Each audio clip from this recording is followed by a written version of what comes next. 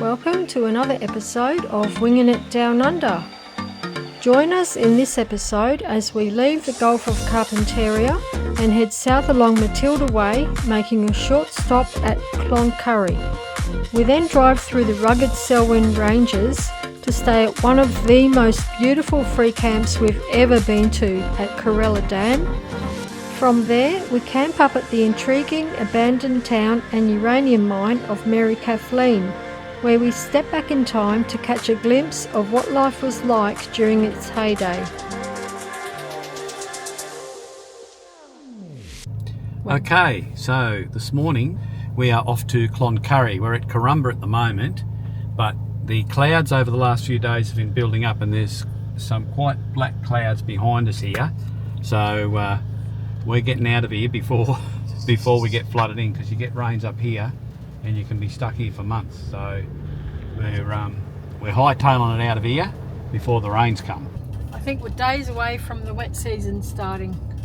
Yeah, or at least days away from rain starting, because it's been building up for the last few days. The rain's been building up for the last few days, so we've noticed more and more cloud building up every day. So this morning was the worst. It's pretty black out that way, out towards the Gulf.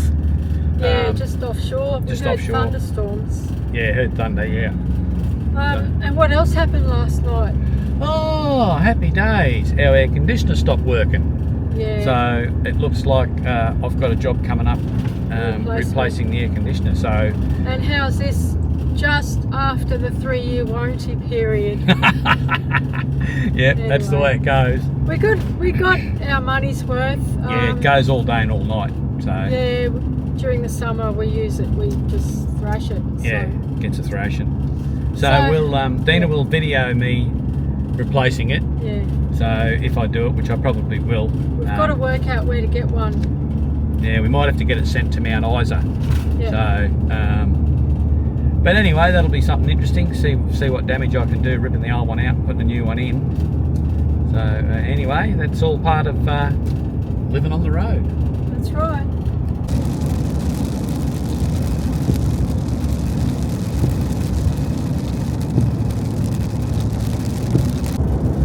Well, we've been driving for a good few hours and we're just going to come into the Wills Roadhouse.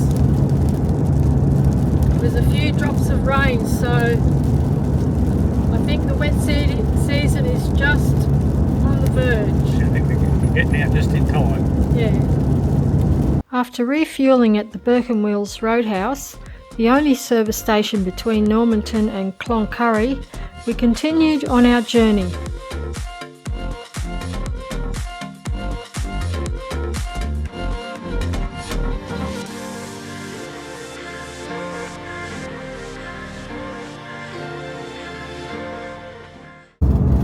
Have a look at this.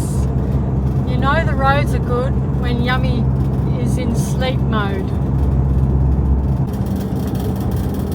He's almost going to sleep. He's trying. The 450 kilometre drive from Corumba to Cloncurry was longer than our usual trips, but we enjoyed the drive, soaking up the ever-changing scenery along Matilda Way. Once we arrived at Cloncurry, we pulled up for the night at Coppermine Creek Free Camp and decided to have a look around town the following day. So we're just at Cloncurry, and this building behind me is the Mary Kathleen police station that used to be in the community out there at Mary Kathleen.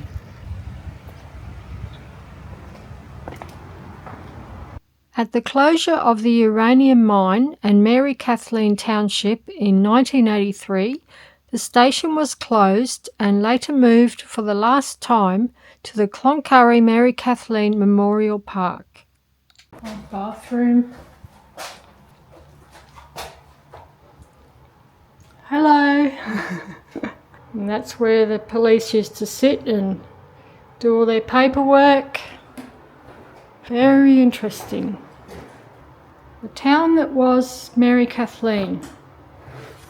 I'll have a read of that. Fossilised giant squid.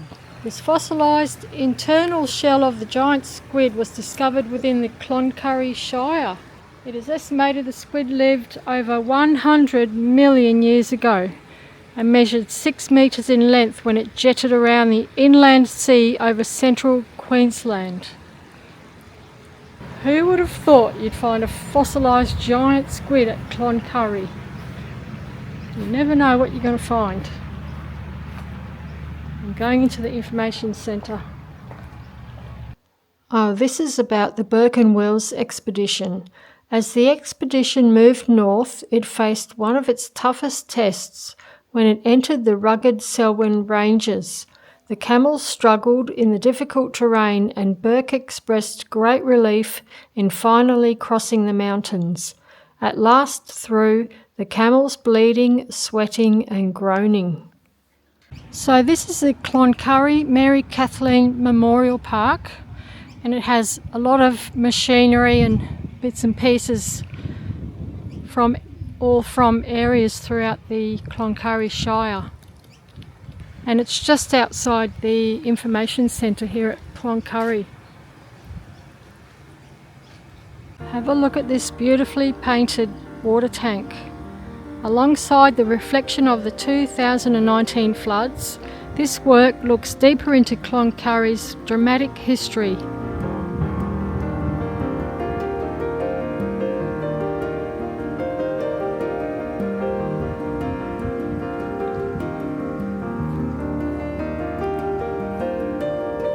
Beautiful colours.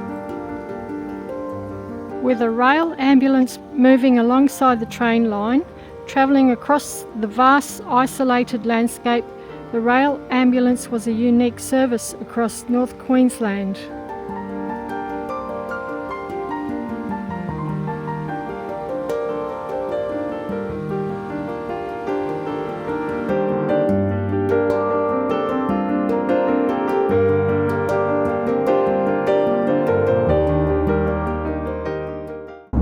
So we've just left Cloncurry and we're heading to Corella Dam. I'm going to stay there for 1 or 2 nights, and then we're going to go and stay at Mary Kathleen Township. So that should be interesting, somewhere I've always wanted to go after seeing it on someone vlogging on YouTube. So we made our way to Corella Dam, only a short 45-minute drive from Cloncurry through the spectacular Selwyn Ranges.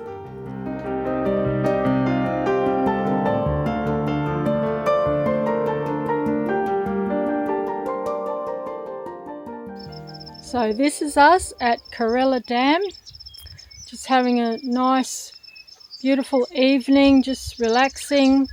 It's been really hot, so it's just starting to cool down now. It's a free camp, but you do have to be self-contained. There's no facilities here whatsoever, but this is what we like. We really enjoyed our stay here, just chilling out, enjoying the sunsets and watching the abundant bird life and kangaroos coming to the water's edge for a drink. Steve launched the drone to capture a bird's eye view and even spotted freshwater crocodiles basking on the banks of the dam. We both agreed that this is one of the best camps we've stayed at. It was just so stunning and beautiful and peaceful. Unfortunately though, we only ended up staying a couple of nights because, as you know, our air conditioner wasn't working and it was absolutely stifling hot. Steve and I have decided that we will definitely come back here to Corella Dam, but next time we'll make sure we get here in the cooler months of the year.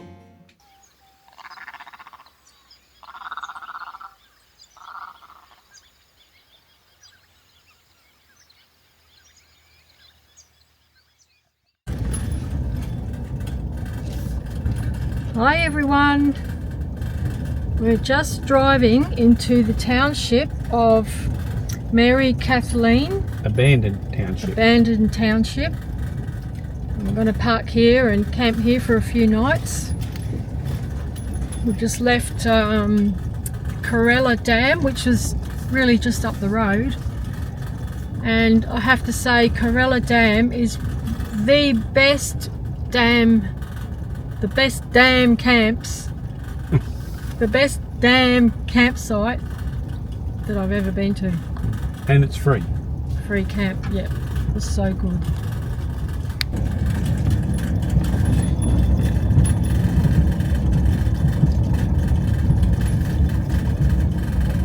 Go and have a look at the town square, shall we? Yeah.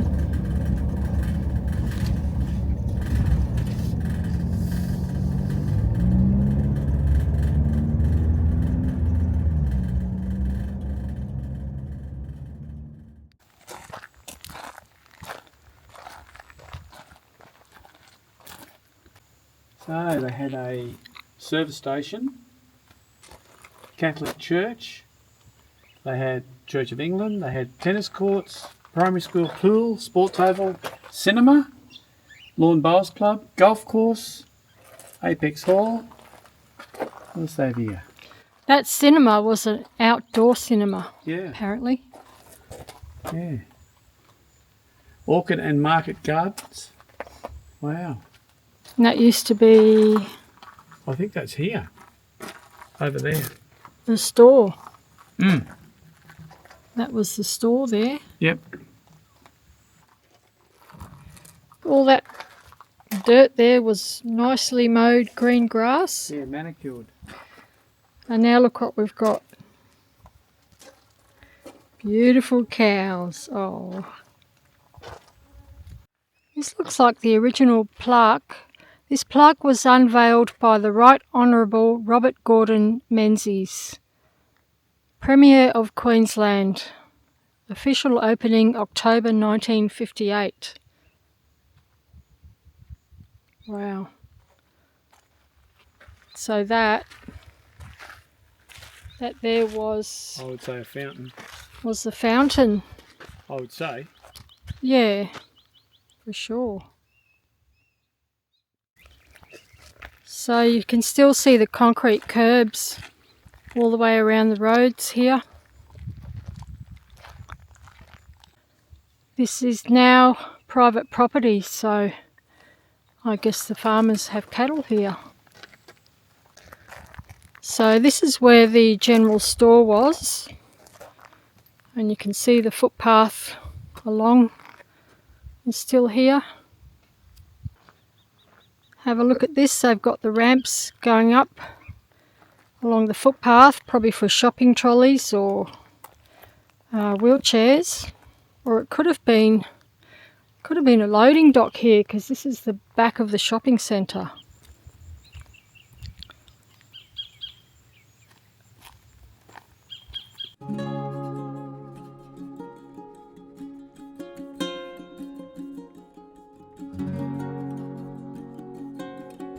So this here was the post office.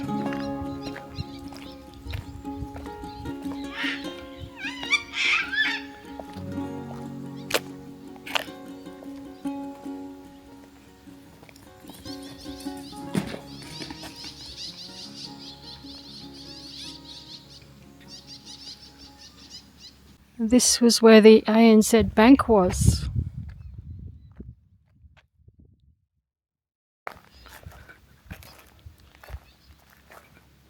Wonder if they had the safe in here. I don't know. It's all a bit of guesswork. Still a bit of colour on these footpath tiles.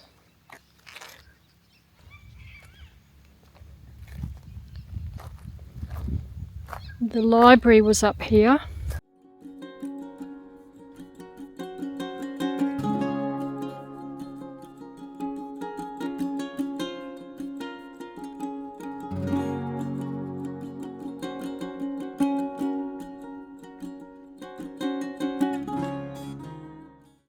Just having a bit of a drive around the old township, and we think this here is the site where the bowls club was. You can see the grounds there with the concrete around. They used to play bowls here. I understand it was quite a beautiful little town back in its day. Everyone had manicured green lawns and had little gardens all over the place.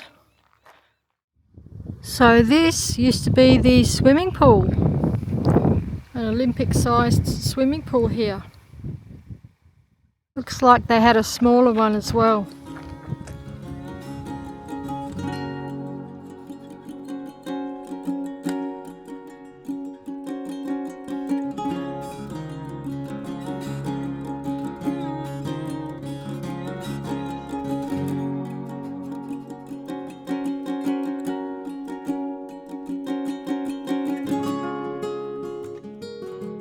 So this is where the tennis courts were.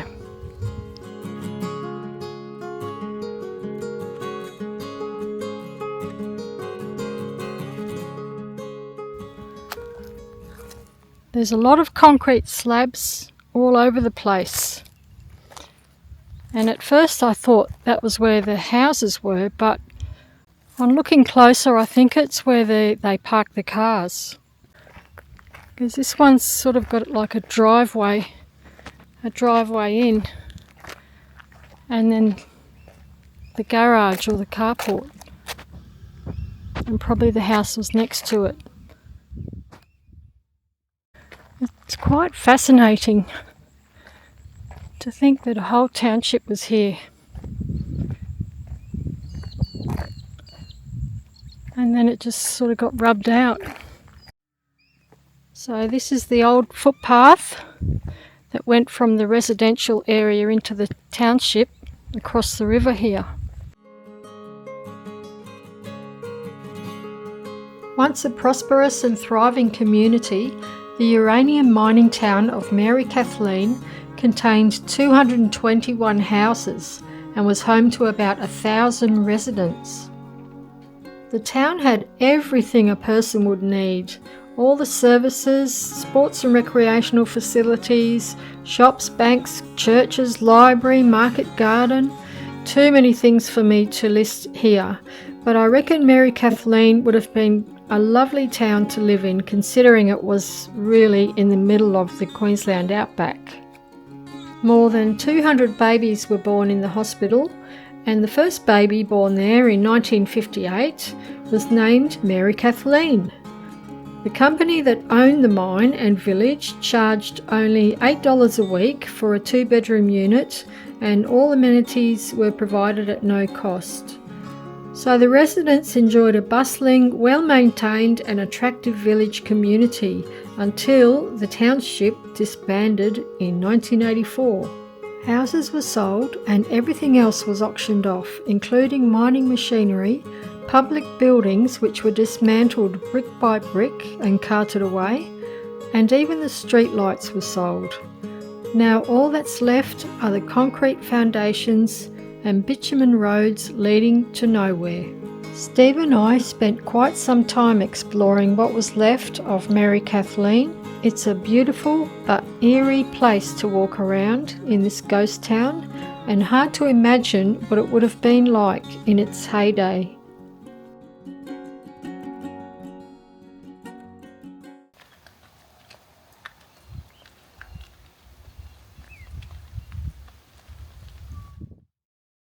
Hello, we've got visitors.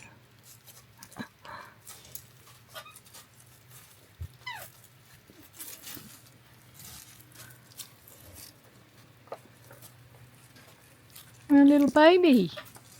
Oh. Well, this morning we're going back up to the mine site. We went up there last night just before the sun came down, and there was almost a full moon and it was quite beautiful. But we need to go back up there this morning and have a look at the pit when it's in full sun, because apparently that's when the colours are the most vibrant and you've got the turquoise pool at the bottom of the pit. So we're going to go back up there and have another look in the sun.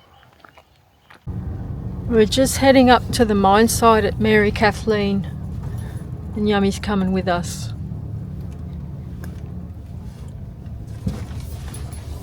He's a helping. rough road. He's helping with the four-wheel driving. So we are here at Mary Kathleen Mine, and we're taking Yummy for a walk up here as well to have a bit of a look.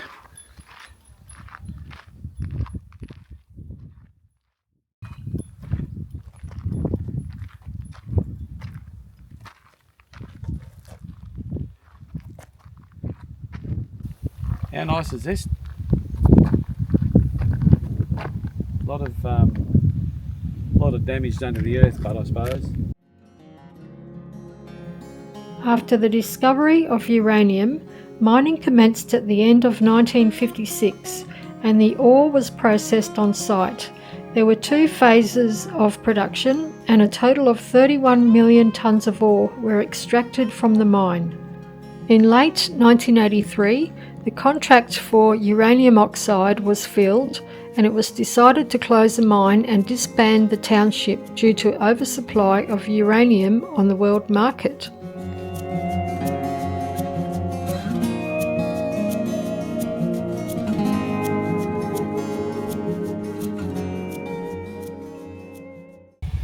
We're at a place called Heightville. We've just taken a bit of a drive out from Mary Kathleen, where we're staying.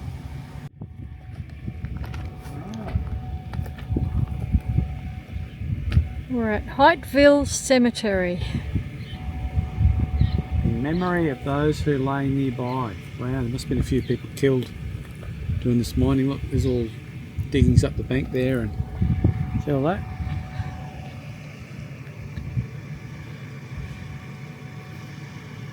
I think most of them worked in the copper mines.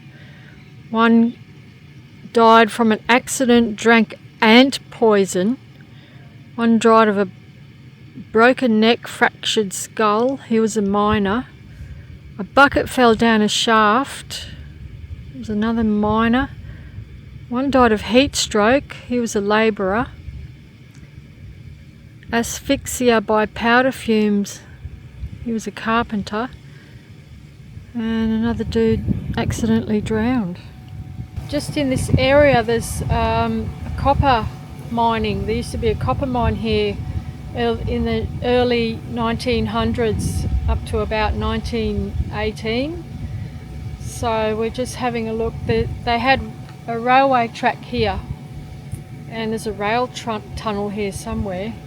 But they used to get the ore out of the mine, the copper mine, and put it on the little rail. Small train, yeah, smaller train that get it from the mines and stuff. And then back there we came across a loading ramp where they loaded it from the small train onto the bigger trains, which took the ore to the processing plant. So yeah, they had a small train out here getting through all this, you know. And then they had a weir up the road as well to store the water for to do the mining as well. So yeah, we're just checking things out.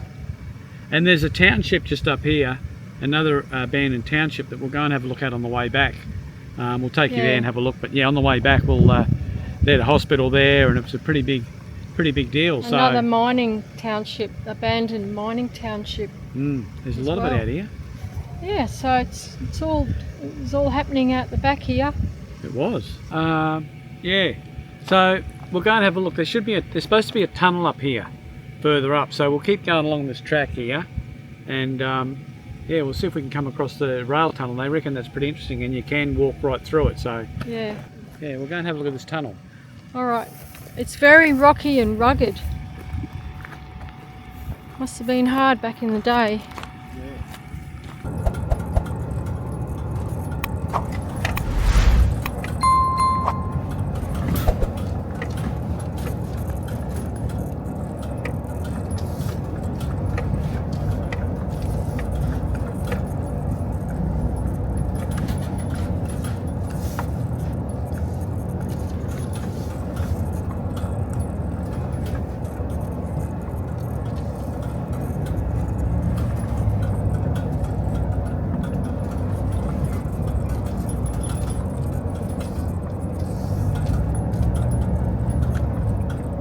Okay, we've made it to the Wee McGregor rail tunnel, and this is the only example of a rail tunnel west of the Great Divide in Queensland.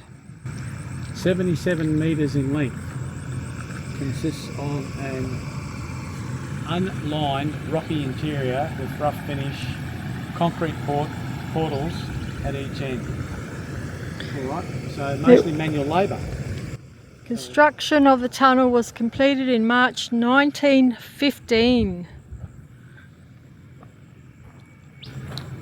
Watch out for snakes, Steve. Yeah. People are too lazy to walk to there. They're driven their car up here. Oh yeah.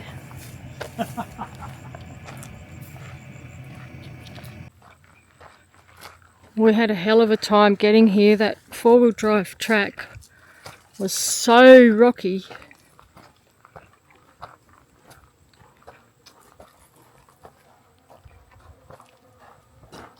Wow, look at that. Oh yeah. I'll tell you what, that... Wow, look at that. Yeah, that rock doesn't look all that stable, eh? Look, it's all just shaly rock. Yeah. You can hear all the wasps. Yeah, shitloads of them. You want to walk through or not? Yeah, look at... Don't have to. there's bats in the bottom there. I'm not worried about walking through. Oh, I'll go in a bit. Alright. Yeah, check it out. Ooh, don't get stung by a wasp, eh? No, they won't sting you. And there's bats in there too. Yeah, I can see a couple of bats down there. This must be what it's like to be inside a wasp's nest. And we just saw an owl fly by too. Okay, Steve, that's enough. Alright. I'm going to be brave and go right through to the other side. Well, I was going to go anyway, so... Yeah, well.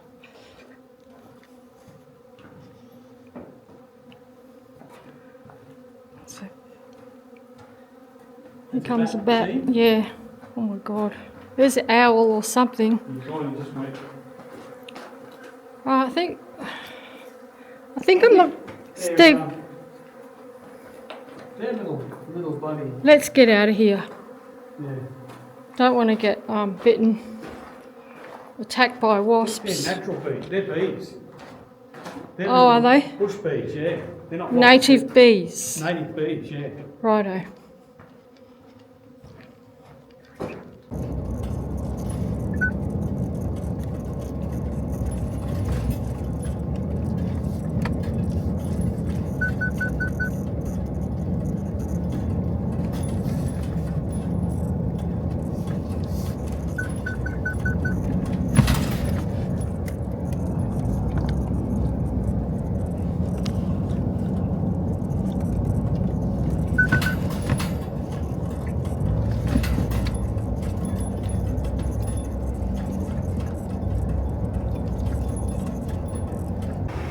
So we're here at the loading bay, and this is where the train that came out from the mine site, the small train, took the ore out of the mine, and it would go here and then dump that ore into the larger train, which would take it to Ballara, which is a township that we're going to have a look at next.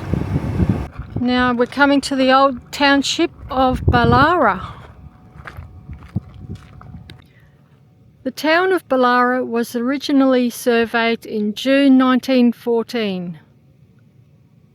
It had a hospital, school, butchers, refreshment rooms, stores, a boarding house, a railway station and a post office. The town eventually disappeared, and by 1927 no names or institutions were listed under the town name of Ballara. I think this is the old train platform here. I think where Dean is standing down the bottom there, that's where the rails went through, and I'm pretty sure this would have been the platform for the train. So it's certainly what it looks like anyway. Yeah. I don't know what else it would be here for. It looks like a platform. Yeah, that could have been the train station right there.